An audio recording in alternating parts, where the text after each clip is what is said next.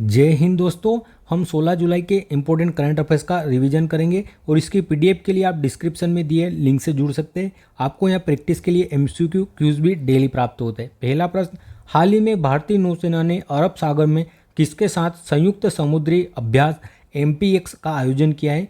एमपीएक्स समुद्री अभ्यास, समुद्री साझेदारी अभ्यास, मेरी टाइम पार्टनरशिप एक्सरसाइज यह भारत और यूएसए के मध्य आयोजित हुई है और नेवी की यह युद्धाभ्यास था एमपीएक्स युद्धाभ्यास। इसका आयोजन इस बार अरब सागर में हुआ है और भारत की ओर से आईएनएस विशाखापट्टनम में इसमें भाग लिया था। यूएसए की तरफ से रूजवेल्ट जहाज ने इसमें भाग लिया था और अरब सागर में इसका आयोजन हुआ है। वज्र प्रहार, कोप इंडिया और तर्कस अभ्यास यह भी भारत यूएसए के मध्य आयोजित होने वाला युद्धाभ्यास है। फ्रांस के मध्य शक्ति अभ्यास अभी हाल ही में कहाँ पर हुआ था? यह उमरोई में हुआ था, मेघालय में। फ्रांस और भारत के मध्य शक्ति, गरुड़ और वरुण युद्धाभ्यास होते हैं। जापान के साथ धर्म गोर्जियन और शिन्यू मैत्री अभ्यास होते हैं भारत के। मालाबार एक्सरसाइज यह जो क्वाड संगठन है 4 देशों का, उनके मध्य होता है, जिसमें इंडिया, जापान, यूएसए और ऑस्ट्रेलिया 4 देश शामिल है क्वाड संगठन में।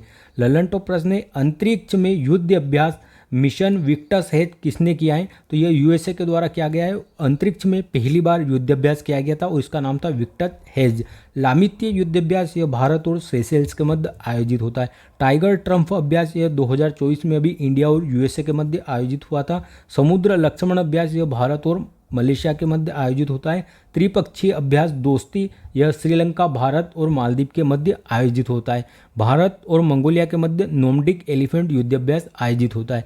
बोंगो सागर और श्रमपीति भारत और बांग्लादेश के मध्य आयोजित होने वाले युद्धाभ्यास है। नेक्स्ट प्रश्न है, हाल ही में भारत तिब्बत सीमा पुलिस ने किस ऑपरेशन के तहत चीन सीमा पर 108 किलोग्राम सोना जब्त किया है? तो ऑपरेशन जज्बा चलाया गया था आईटीबीपी के द्वारा। ऑपरेशन जज्बा आईटीबीपी के द्वारा चलाया गया है, जिसे इंडो तिब्बत बॉर्डर पुलिस कहते हैं। इसका उद्देश्य भारत चीन की सीमा पर सोना की जो तस्करी होती है उसका रोकना इसका उद्देश्य था और इस अभियान के तहत 108 केजी सोना प्राप्त हुआ है इन्हें लद्दाख वाले क्षेत्र में, चीन की सीमा के पास। अगर आईटीबीपी की स्थापना की बात करें तो 1962 में चीन के युद्ध करने के बाद हमने इसकी स्थापना की थी आईटीबीपी की। चीन के आक्रमण के बाद भारत चीन सीमा पर तैनात किया गया है आईटीबीपी को और यह गृह मंत्रालय के अंतर्गत आती है ITBP, Indian Tibet border police force. Operation Ajay यह भारत ने इजराइल में चलाया था भारतीयों को निकालने के लिए। ऑपरेशन दोस्त यह तुर्की और सीरिया में जो भूकंप आया था वहाँ पर राहत कार्य के लिए चलाया था। ऑपरेशन गंगा यह यूक्रेन में चलाया था भारतीयों को लाने के लिए। भारत के चीन के साथ सीमा बनाने वाले राज्य कौन कौन से? तो एक यूटी है लद्दाख, राज्य है हिमाचल प्रदेश, उत्तराखंड, सिक्किम और अरुणाचल प्रदेश। 4 राज्य और एक यूटी सीमा बनाती है चीन के साथ। ऑपरेशन बॉम्बे बकेट यह उत्तराखंड में चलाया था वायुसेना के द्वारा। जो उत्तराखंड में जंगल की आग लगी थी उसे बुझाने के लिए ऑपरेशन बॉम्बे बकेट चलाया गया था। ऑपरेशन इंद्रावती यह हैती से भारतीयों को लाने के लिए चलाया गया था। ऑपरेशन पोलो यह 1948 में हैदराबाद के विलय के लिए चलाया था ऑपरेशन पोलो और इसके तहत हैदराबाद को भारत में विलय कर लिया गया था। और हैदराबाद का स्वाधीनता दिवस कब घोषित किया गया है अभी गृह मंत्रालय के द्वारा? तो 17 सितंबर को घोषित किया गया है हैदराबाद स्वाधीनता दिवस। नेक्स्ट प्रश्न है, हाल ही में चौथी बार नेपाल के प्रधानमंत्री के रूप में किसने शपथ लिए? तो अभी केपी शर्मा ओली ने शपथ लिए नेपाल के प्रधानमंत्री के रूप में। यहाँ की प्रचंड जी की जो सरकार थी वह गिर चुकी है। केपी शर्मा ओली यह नेपाल के चौथी बार प्रधानमंत्री बने और इन्हें शपथ किसके द्वारा दिलाई गई है? तो राष्ट्रपति रामचंद्र पौडेल के द्वारा इन्हें शपथ दिलाई गई है। 2 डिप्टी पीएम भी बने इनके साथ ही, प्रकाश सिंह और विष्णु पौडेल, यह 2 डिप्टी सीएम भी बने यहाँ के। भारत और नेपाल के मध्य कौन सा विवाद है? काला पानी लिपुलेख विवाद है भारत नेपाल के मध्य। और जो ये क्षेत्र है काला पानी लिपुलेख यह उत्तराखंड के पिथौरागढ़ जिले के अंतर्गत आता है। भारत के कौन कौन से राज्य नेपाल से सीमा बनाते? 5 राज्य, उत्तराखंड, उत्तर प्रदेश, बिहार, पश्चिम बंगाल और सिक्किम, ये 5 राज्य सीमा बनाते हैं नेपाल के साथ। काठमांडू नेपाल की राजधानी है और यहाँ पर सार्क दक्षेस का मुख्यालय स्थित है। रेनबो सम्मेलन जो एलजीबीटीक्यू वर्ग है इनके लिए अभी हाल ही में रेनबो सम्मेलन भी कहाँ? नेपाल में आयोजित हुआ था। लॉरेंस वोंग यह अभी हाल ही में सिंगापुर के प्रधानमंत्री बने। लल्लन टॉप प्रश्न है यह, लॉरेंस वोंग यह सिंगापुर के प्रधानमंत्री बने अभी। साइमन हैरिस यह आयरलैंड के सबसे युवा प्रधानमंत्री बने साइमन हैरिस जी। साइरिल रामाफोसा यह दक्षिण अफ्रीका के राष्ट्रपति बने और यहाँ गठबंधन की सरकार बनी है पहली बार। कीर स्टारमर यह अभी हाल में यूनाइटेड किंगडम के प्रधानमंत्री बने हैं और इन्होंने हराया था ऋषि सुनक जी को और प्रधानमंत्री बने यूनाइटेड किंगडम के स्टारमर जी। और ये किस पार्टी से हैं? तो लेबर पार्टी से आते हैं स्टारमर। नेक्स्ट प्रश्न है हमारा, हाल ही में कोपा अमेरिका चैंपियनशिप 2024 का खिताब किसने जीता है? तो यह स्पेन के द्वारा जीता गया है। कोपा अमेरिका 2024 यह फुटबॉल का खिताब है। इसका होस्ट कौन था? तो मियामी में इसका आयोजन हुआ था। और कौन सा स्टेडियम था? तो हार्ड रॉक स्टेडियम में इसका आयोजन हुआ था। मियामी यह यूएसए का शहर है और स्टेडियम कौन सा था? हार्ड रॉक स्टेडियम में कोपा अमेरिका का आयोजन हुआ है। फाइनल अर्जेंटीना और कोलंबिया के मध्य हुआ था जिसमें अर्जेंटीना विजयी रहा है और लगातार दूसरी बार जीता है अर्जेंटीना के द्वारा कोपा अमेरिका मैच को। गोल्डन बूट का अवार्ड किसे मिला है? तो मार्टिनेज को दिया गया है गोल्डन बूट का अवार्ड। और गोल्डन बॉल का अवार्ड किसे दिया गया है इसमें? तो रोड्रीगेज को दिया गया है गोल्डन बॉल का अवार्ड।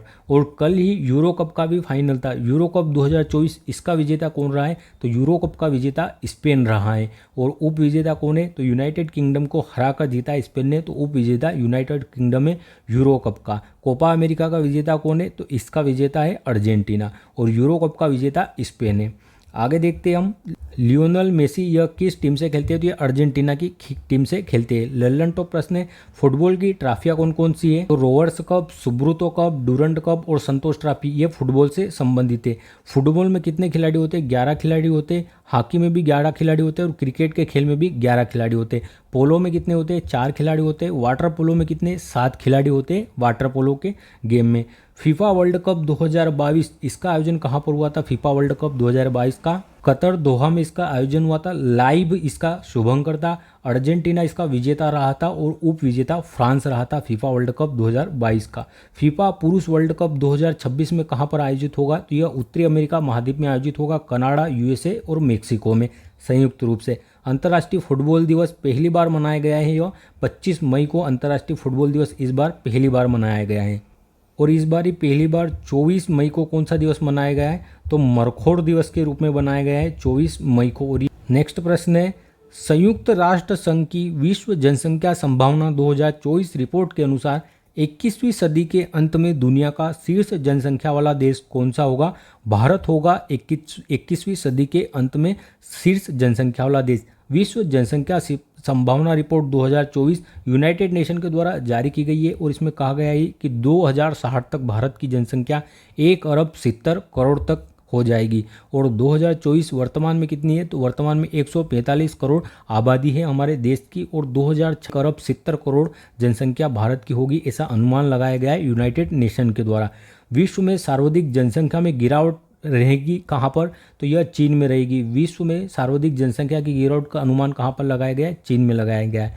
और भारत पहले स्थान पर रहेगा जनसंख्या के मामले में, दूसरे स्थान पर चीन और तीसरे स्थान पर पाकिस्तान आ जाएगा। अभी तीसरे स्थान पर यूएसए है लेकिन भविष्य में पाकिस्तान आ सकता है तीसरे स्थान पर और चौथे स्थान पर यूएसए होगा भविष्य में, ऐसा यूनाइटेड नेशन की रिपोर्ट में कहा गया है। विश्व जनसंख्या दिवस कब मनाया जाता है? तो यह 11 जुलाई को मनाया जाता है और फर्स्ट बार 1999 में मनाया गया था विश्व जनसंख्या दिवस। और इस बार की थीम क्या है विश्व जनसंख्या दिवस की? तो सबको गिनना है, कोई छूटे ना, सबकी गिनती करना है, कोई छूटे ना, यह इस बार की थीम थी 2024 की विश्व जनसंख्या दिवस की। लल्लन टॉप प्रश्न है, भारत में सर्वाधिक जनसंख्या किस राज्य में? तो सर्वाधिक जनसंख्या उत्तर प्रदेश की है और न्यूनतम जनसंख्या कहाँ पर है? सिक्किम में। भारत में सर्वाधिक जनसंख्या घनत्व कहाँ पर है? बिहार में है सर्वाधिक जनसंख्या घनत्व।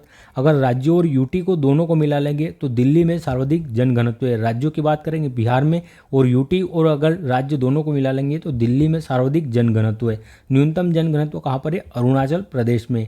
भारत में साक्षरता सर्वाधिक किस राज्य की है? केरल में सर्वाधिक साक्षरता है और न्यूनतम साक्षरता भारत में बिहार में।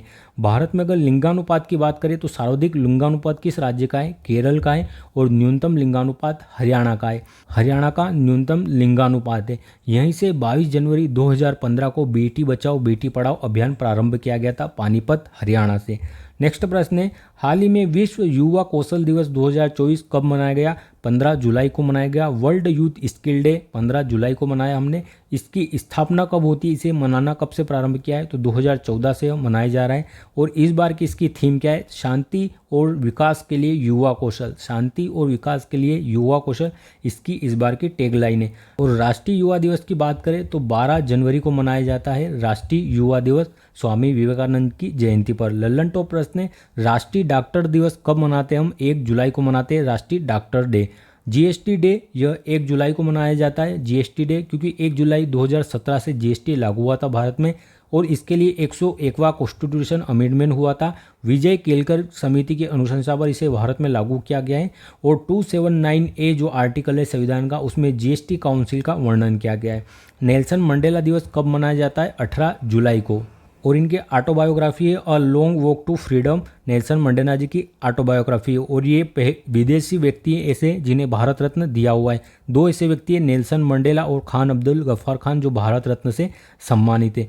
कारगिल विजय दिवस 26 जुलाई को मनाया जाता है। अंतर्राष्ट्रीय बाघ दिवस 29 जुलाई को मनाते हैं। नेक्स्ट प्रश्न है, हाल ही में अंतर्राष्ट्रीय समुद्री संगठन ने लाल सागर में बचाव कार्य के लिए किसे असाधारण बहादुरी पुरस्कार के लिए नामित किया है? तो यह भारत के अविनाश रावत जी को नामित किया गया है। कैप्टन अविनाश रावत जी, इन्हें आईएमओ अंतर्राष्ट्रीय समुद्री संगठन के द्वारा असाधारण बहादुरी के लिए पुरस्कार से सम्मानित किया गया है। और किस लिए सम्मानित किया इन्हें? तो लाल सागर में हूती विद्रोहियों के मिसाइल अटैक से एक जहाज के क्षतिग्रस्त होने पर जहाज से कर्मियों को बचाने के लिए इन्हें यह अवार्ड दिया गया है।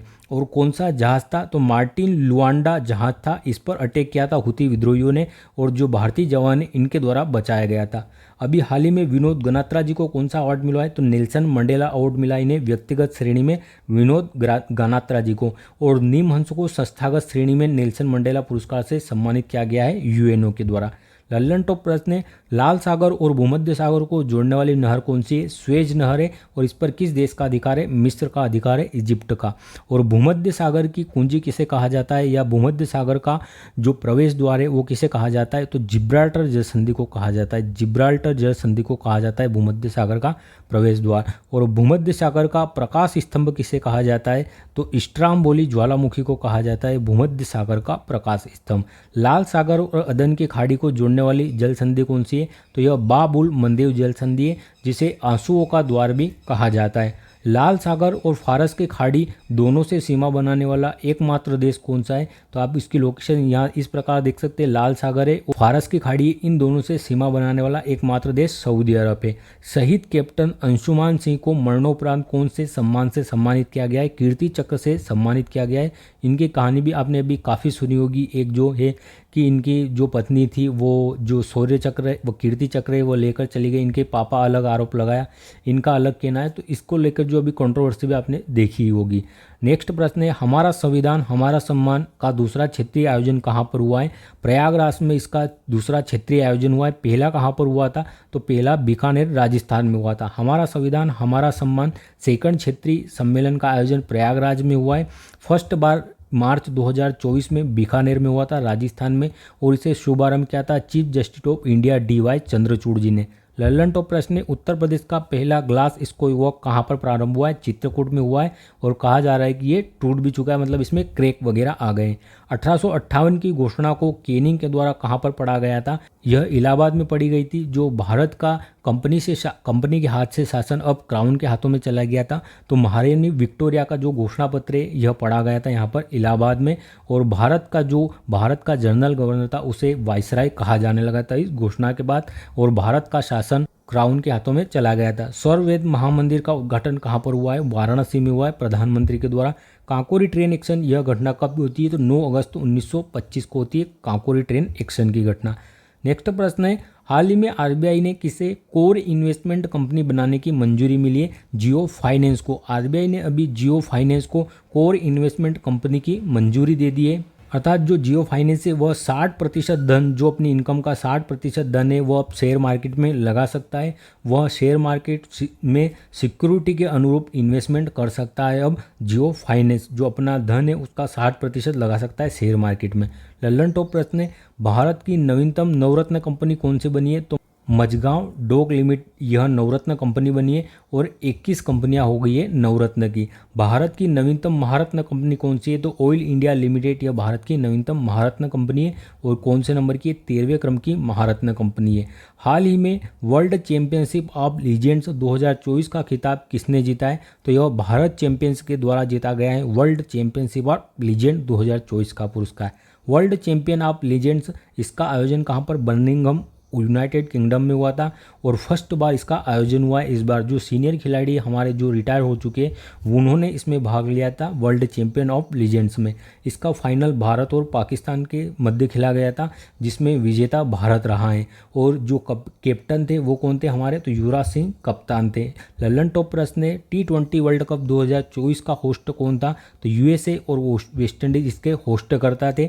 T20 वर्ल्ड कप 2024 में मैन ऑफ द सीरीज कौन रहा है? तो यह जसप्रीत बुमराह रहे हैं। और मैन ऑफ द मैच कौन रहा है फाइनल में? तो वह विराट कोहली रहे थे। T20 वर्ल्ड कप का उप विजेता कौन रहा है? तो दक्षिण अफ्रीका इसका उप विजेता रहा है और जो इसके कैप्टन थे उनका नाम क्या है? तो मार्करम कैप्टन थे दक्षिण अफ्रीका के।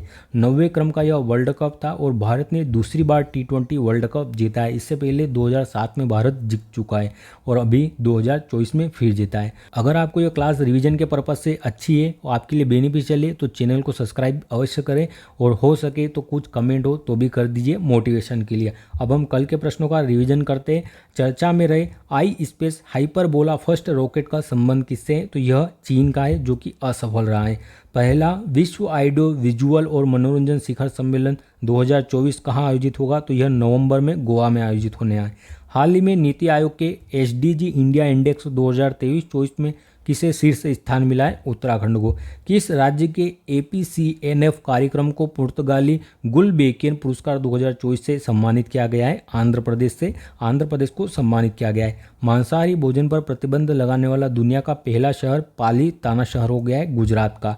कृषि स्टार्टअप को सहायता देने के लिए एग्रीश्योर लॉन्च करने की घोषणा किसने की है? नाबार्ड के द्वारा।